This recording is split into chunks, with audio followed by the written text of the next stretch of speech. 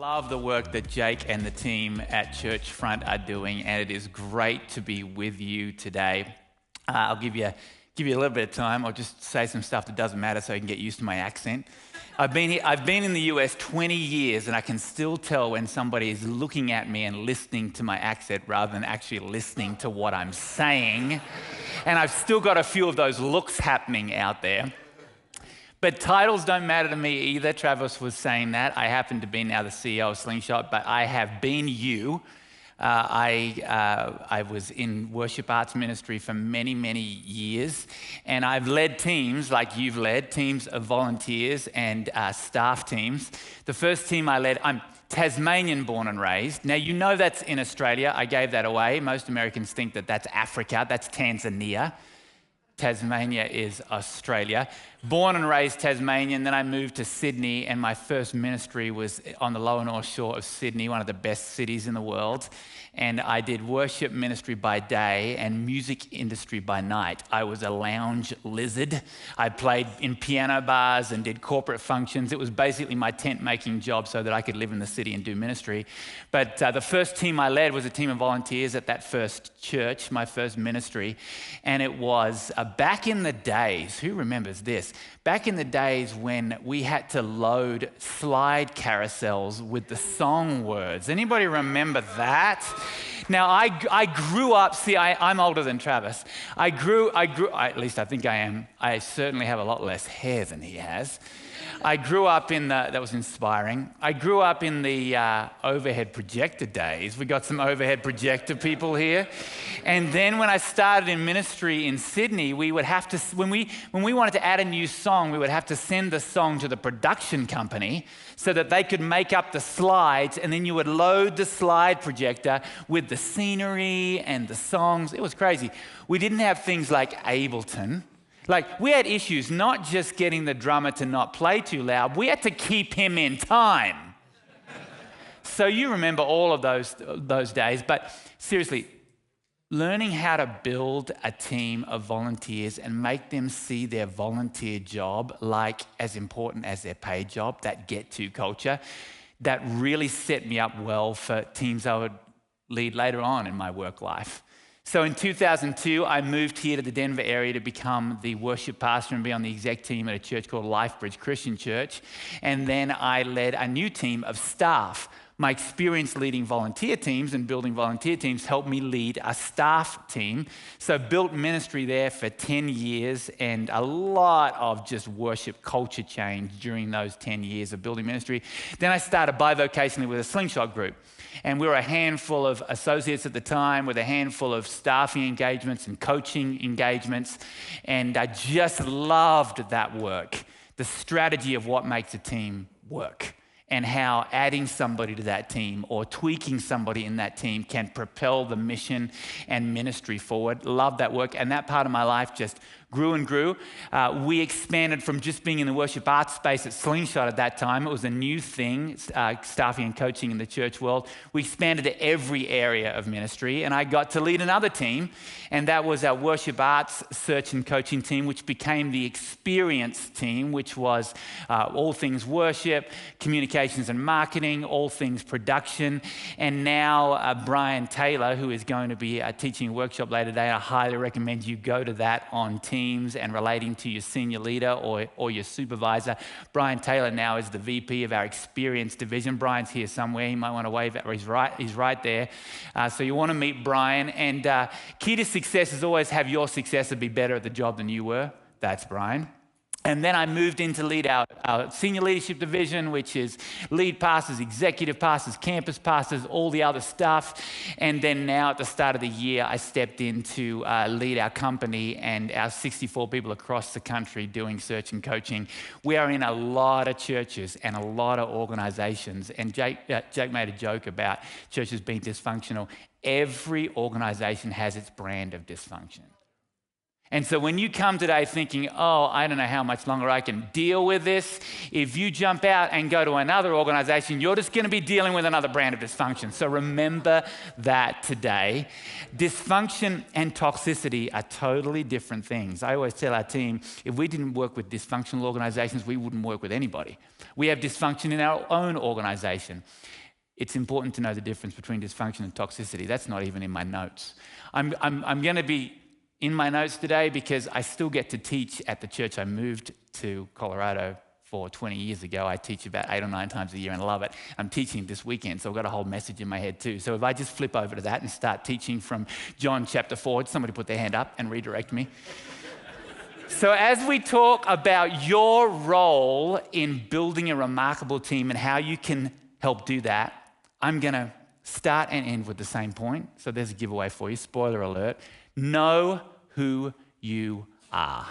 Know who you are. Really, really simple, but really important because identity determines function. Identity determines how you function. You know, working with leaders for so many years now, nearly 30 years in vocational ministry, doing a lot of research around leadership and work joy in the last decade plus, one of the top values of healthy leadership is self-awareness. Know who you are. At Slingshot, we have a verse for the year. I suggest this for your teams too. We come together as an exec team, usually around November, December. We all come with verses that are on our hearts. We pray about it. Then we vote based on where we feel God is leading us. And we land on a verse for the year that keeps us rooted in the Word. And this year, that verse has been Romans chapter 12. I'm going to read it for you. Verse 9 to 12. Love must be sincere. Hate what is evil, cling to what is good, be devoted to one another in love, honor one another above yourselves. You all know this verse.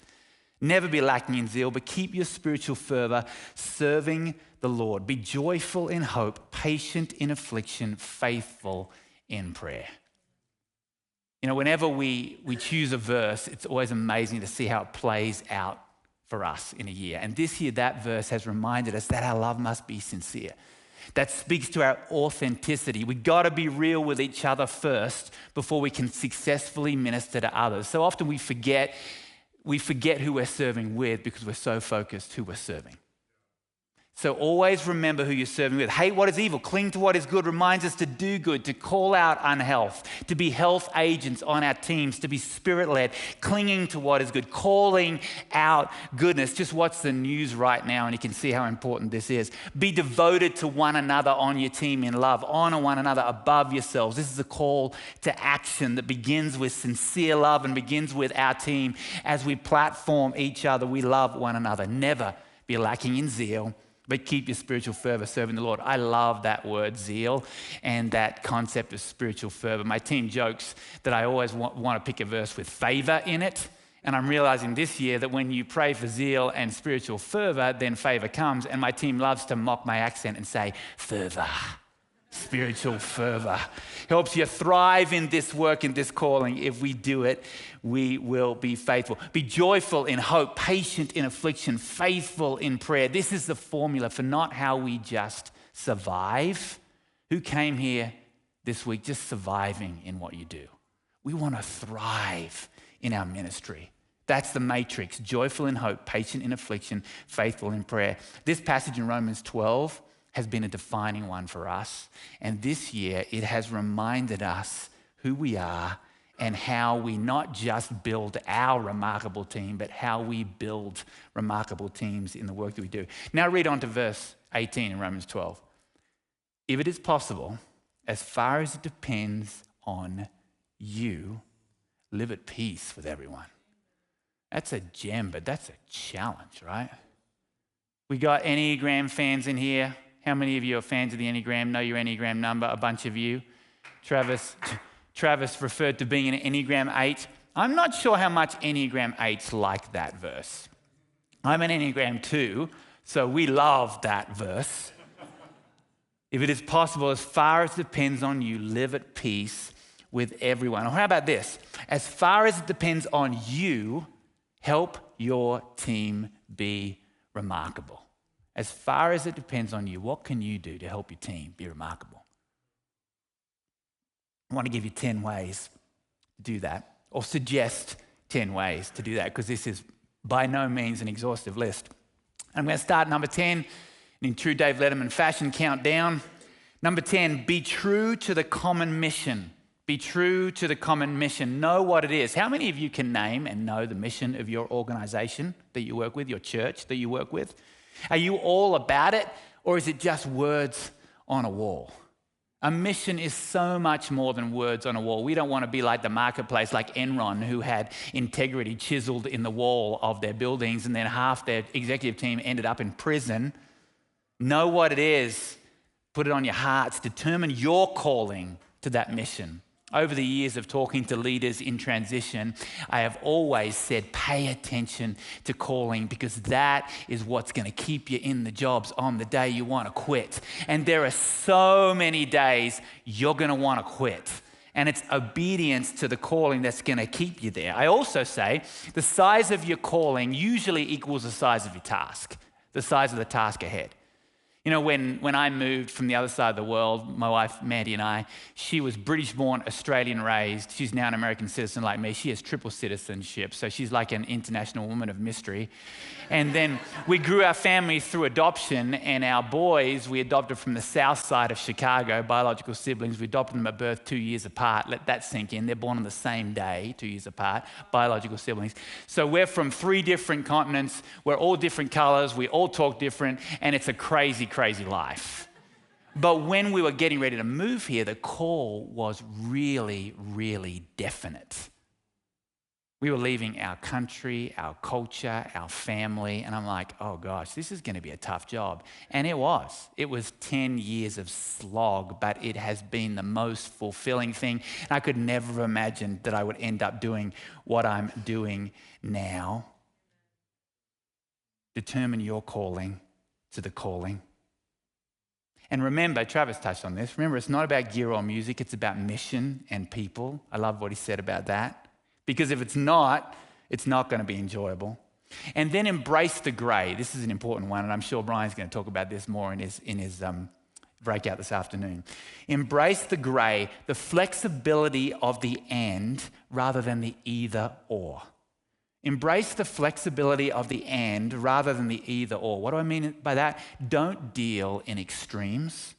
Leave room for other people's opinions and ways of doing things. Most of all, leave room for the Spirit to move and God to show up. You know, having coached a lot of creative leaders and production leaders now, often we, and I'll say the collective we because I was one for many years, we get tagged with just saying no too often.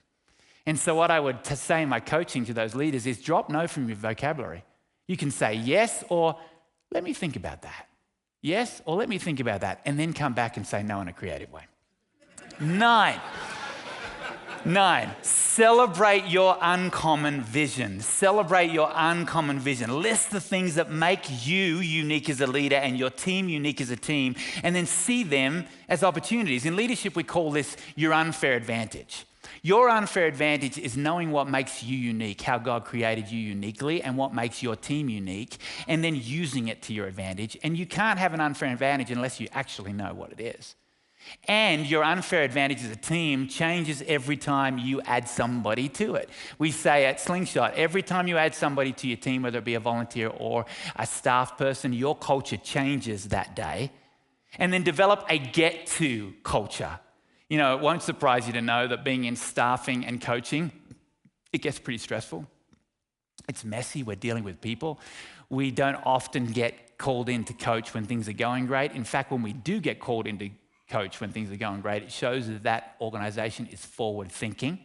But we'll often get called into crisis, and it's messy and it's challenging. And so we've developed a get-to culture at Slingshot. We have a hashtag that's WGTDT. We get to do this. And often I'll add together to the end of that. We'll continue on with the training in one moment, but first, I want to tell you more about our Churchfront Live conference. The video you're watching right now was captured at a previous Churchfront Live event. Churchfront Live is a 2-day conference specifically for worship and production leaders. Go to churchfrontlive.com to learn more about when and where the next event is happening. And you can register your team today. The sooner, the better you can register to take advantage of the early bird discounts. So go to churchfrontlive.com to learn more and register, and let's continue on with the training. Number 8, thrive in tension. Thrive in tension, because tension is where the rubber meets the road. Tension is needed to propel the vehicle of ministry forward.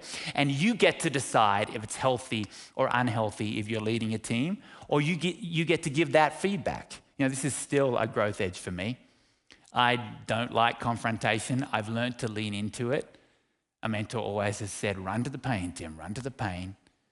I'm a recovering people pleaser, and I've learned that that's not the easy way. It's actually the hard way. But to realize that healthy tension is actually needed to propel forward, but it's when you can see it crossing over to unhealthy tension is where you need to step in. So I have a 15-year-old and a 13-year-old in my home, 2 boys.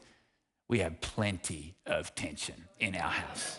It was funny, I was looking over my notes last night, and my 15-year-old came in and he saw that up on my screen, and I have 2 teenage boys in my house. There's plenty of tension. He said, you should add mum to that. 2 teenage boys and mum. You should add mum to that.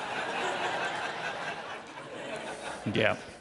Number 7, lead north. Lead north. Now, this is a really important one. Brian's going to talk about it. I encourage you to go listen. You need to develop as much relationship as possible with your senior leader or your supervisor. As much relationship as possible. Constructive criticism without relational context doesn't just become dysfunctional, it becomes toxic. It becomes toxic. You have to have relational context. Now, I moved from Australia 2002 to work at a big church with a very driven leader, AAA personality, upstate New Yorker. I knew what I was getting into, but I was challenged in that interim getting ready to come that I had to revisit my identity in Christ and not be defined by what I do, but whose I am, or all the criticism I would receive. And I knew I was going to receive a fair bit of it was going to be personal. Chase after relationship. I worked so hard at that relationship. He did too. Get lunch, drink, or coffee on the calendar and spend the majority of that time with that supervisor or senior leader not talking about work. Get to know their story. Get to know the dreams and hopes they have. And use the last 10, 15 minutes to talk about the work stuff. Lean into relationship. Chase after relationship. And here's a really simple thing that you all know, but I'm going to state it anyway because it's so important. Pray for your leader. Because not only does that prayer help propel them forward in ministry and life and mission, it changes your heart towards that person. Prayer is so powerful in that way. And then understand the pressure that they experience. Understand the pressure they experience. I'm understanding it more and more as I sit in different seats in leadership. There is a unique pressure your supervisor or senior leader has that you don't totally understand. There's a unique stress that they are under, and it gives you more grace for them. It helps you extend grace. And then try to be helpful and collaborative. If your leader asks you for an opinion, guess what? Have one. If your leader asks you for an opinion, have one. If you want to give your opinion, then form it as a question, not a statement. Questions are way more powerful. Brian's going to talk about that this afternoon. Way more powerful, because that's a whole other session. Realize they don't understand cool stuff and good music. Now, some of you might have a supervisor who loves music and understands all of that. Congratulations. But many of them don't understand cool stuff and good music. And they can recognize real quick when things go wrong and often can't explain it. Just accept that. And then tell the stories of why an investment in a piece of gear made a difference as you thank them for prioritizing that investment. So often we forget to do that. And I hear senior leaders say, well, I spent all that money and nothing changed. Well, we know that things changed. We just need to tell those stories. Tell those stories. And then take care of what matters most first. This is a simple leadership coaching we do. Work out the top 5 things that matter to your senior leader, your senior pastor, or your supervisor, and take care of those top 5 things first every week. Trust me, it will revolutionize your week. Just take care of the top 5 things that matter to them first, and then move on to the things that are life-giving for you. Some of those things might be life-giving for you. Identify what matters most to them. Take care of that first. And here's another little tip for free. If you're new in a role or considering a new role, in the first 6 months, everybody makes up their mind about you. You get the chance to reinvent yourself as a leader. You've got a new bottom rung, and people make their mind up about you in the first 6 months. And after that, it's really hard to get them to unmake their mind up about you. So think of the values, list the values you want to be known for in leadership, and lean into those in the first 6 months, and it will set the trajectory of your ministry. It will set the trajectory of your ministry. Number 6, lead south. Lead south. So lead north, lead south. Lead your team, whether it be staff and volunteers, like you want to be led. It's another version of the golden rule. I don't think that needs any context. Also, big important one, represent leadership well. Represent leadership well, even on the days when you are incredibly frustrated with them. The best team members are loyal team members. The best team members disagree and invite the healthy tension behind closed doors. But when those doors open up, we are arm in arm and we are sold out to each other and the vision that we are going after. And then know the strengths of your team. A top principle in leadership is just having the right people in the room, knowing their strengths, and then releasing them to lead. Leadership and team building is all about that. It's all about knowing who you are and then surrounding yourself with people that are strong where you are weak. I based my whole career around this. And when you do that, your ministry area ends up reflecting your strengths. It's amazing how that happens, which goes back to knowing who you are. Number 5, couch all this in a culture of honor. Couch all this in a culture of honor. And I know this can be a little controversial in today's climate and culture because honor can get out of hand and it can create a celebrity culture, and that's not at all what I'm talking about. What I'm talking about is biblically honoring your leaders, which means speaking well of them, just like representing them well. It means honoring your people and speaking well of them because it will get back to them, and that will be a huge tool in building your teams. And then most of all, be a servant. That's another biblical principle, right? Never miss the opportunity to stack the chairs. Never miss the opportunity to stack the chairs and then put a hand on another's shoulder. I love that. I love what Travis was saying about that. Number 4, be faithful first. Be faithful first. Faithfulness, not fruitfulness. God is calling us to be faithful first, and then the fruit comes. Faithful to the biggest story that he is writing. It's beyond what we know and immeasurably more than we could ask or imagine. And sometimes what he's doing is actually not for us. You know, I'm often talking to our team about how he's trusting us to be faithful in the middle of the mess when it's not going the way we thought it would go, because it's going exactly the way God thought it would go. It's achieving his plan and purpose, and he's trusting us to be faithful in the middle of that mess and clinging to him. What an honor. Vance Havner says, God marks across some of our days, we'll explain later. God marks across some of our days, we'll explain later. There might be some of you in here that are going through gut-wrenching seasons right now, and you don't understand what or why this is happening. But God marks over some of our days. We'll explain later.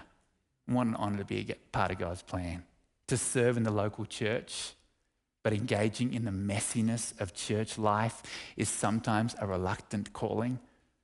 God is asking us, inviting us to be faithful in the middle of the mess because he loves us, not because of the fruit we're producing, just because he loves us. God is calling us to work with him, not for him. With him, not for him. The with component makes our calling possible. And how do we determine our calling? We determine it by asking questions. And as you grow personally and as a team, here's number 3. Ask better questions. Ask better questions. Ask great questions, because the quality of your questions determines the quality of your life and your ministry and your remarkable team. I've always been a question asker. One of my mentors and co-founders of Slingshot Group taught me that my proclivity for asking questions was actually a spiritual gift, not a special need. They used to call me Quiz when I was growing up. I was an annoying kid with all the questions I would ask, but I learned that questions build influence, unlock conflict, break down walls, provide valuable knowledge. I could go on and on and on. Be a professional question asker. Always be curious. Always be curious. You know, having led interns over the years, some of them introverts, I would always say, hey, just learn 20 questions. Because then when you're meeting with a volunteer, which you're going to be doing a lot on my watch, when you're meeting with a volunteer, you always have questions to move the conversation forward, and you'll be blown away by what you learn and what it unlocks. Powerful questions. So important to us at Slingshot that we developed a deck of cards that are just questions to always have on hand. Number 2, break some rules as a leader, and as you build your remarkable team, break some rules. Want some rules to break? I'll give you some rules to break. Be normal. Break that rule. Don't be normal. No story worth telling is normal. Writer Leonard Sweet says, the truth is Jesus stood normal on its head. Christians are called to see the world through Jesus' eyes, not from a normal point of view. We're not called to normal. Avoid mistakes. Break that rule. Definitely break the rule. Avoid mistakes. Here's a quote from Bono, who is one of my musical heroes. Any U2 fans in here? Bono said, my heroes are the ones who survived doing it wrong, who made mistakes, but recovered from them. Failure always propels us forward. So play offense, not defense. That's how new ideas happen. Many things have been created by accident. Did you know that? Many things have been discovered by accident. Things like chocolate chip cookies, potato chips, silly putty, and Post-it notes were all created by accident, by mistake. Probably don't Google me on that, but I think that's right. Be independent. Be independent. Break that rule. Collaboration is one of the biggest joys of work life. Don't ever take your team for granted and the opportunity to collaborate. The word team reminds us that together everyone achieves more. Keep your head up and then collaborate with somebody different in your church next week. Just find somebody and collaborate with somebody different and see what happens. Stay comfortable. Break that rule. Break that rule. Stay comfortable. Patterns become prisons. Beware of the rut. Where are you feeling comfortable or safe right now? Or where might you be settling right now? Don't miss what God might have for you because you're being comfortable. Which brings us back to number 1, full circle. Know who you are and who you aren't. Know who you are and who you aren't, because it'll set you free. Who you are and how God has uniquely wired you to be will make a big deal of Him. When we commit to being a part of His story and the unique part of His big story that He's calling you to today, praying your will be done. Your story be written in my life and the lives of those around me. We'll take you on all kinds of different adventures. It's the only way I can explain how I ended up on this side of the world doing what I'm doing. When you pray that prayer, stuff happens. So know your story. Know who you are, know how your story shows up, and know your limitations. Check out this picture. Anybody know where that is? It's not Tasmania, it's not Australia, it's not Africa. It's Death Valley, California. Death Valley, it's called that because nothing grows there, right? It's void of any kind of growth. But every now and then, something amazing happens and several inches of rain fall. It's every few years. They call it a super bloom, I think. It's usually unexpected, a huge surprise.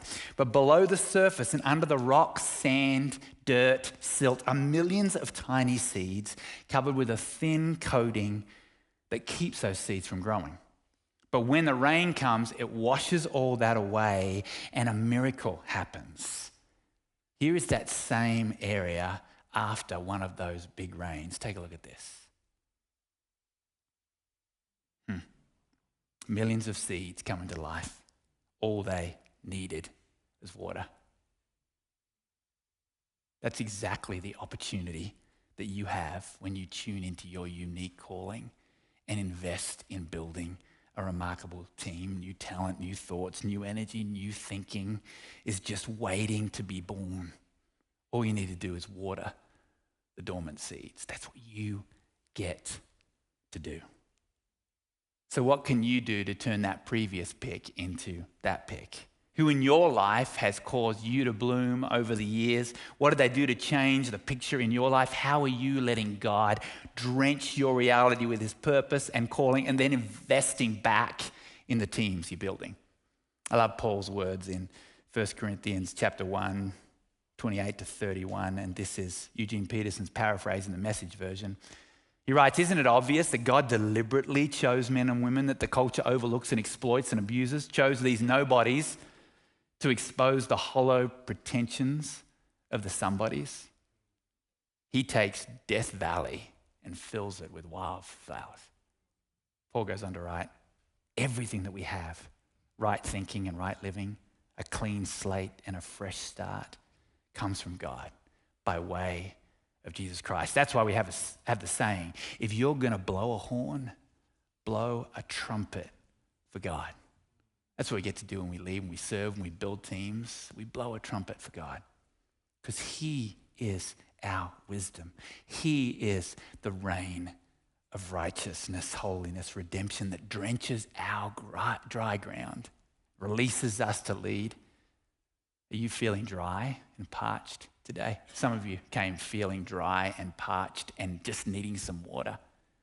Drink deep this week so you can go back and water others. Remember the mission and the great co-mission that we live out with him and this calling we have on our lives. It's way more than gear, mixes, tone, song sets, and has a greater impact than we will ever know. I stumbled recently across this little gem in Isaiah chapter 55. Again, the Message version, I shared it with our team recently. If you get rid of unfair practices, quit blaming victims, quit gossiping about other people's sins, if you are generous with the hungry and start giving yourselves to the down and out, your lives will begin to glow in the darkness. Your shadowed lives will be bathed in sunlight. I will always show you where to go.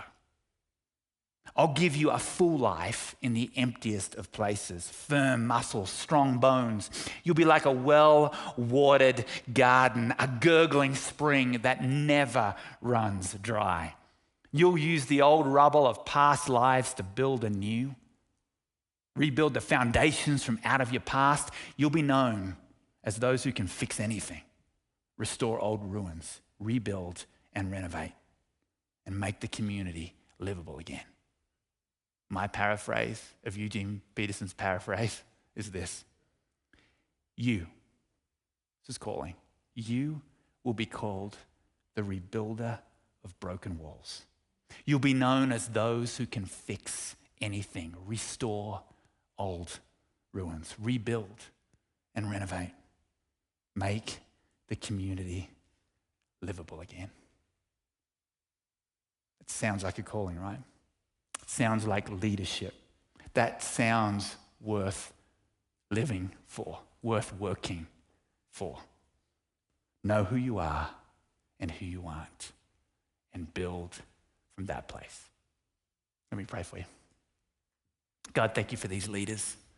Thank you for your unique calling on and in each of their lives.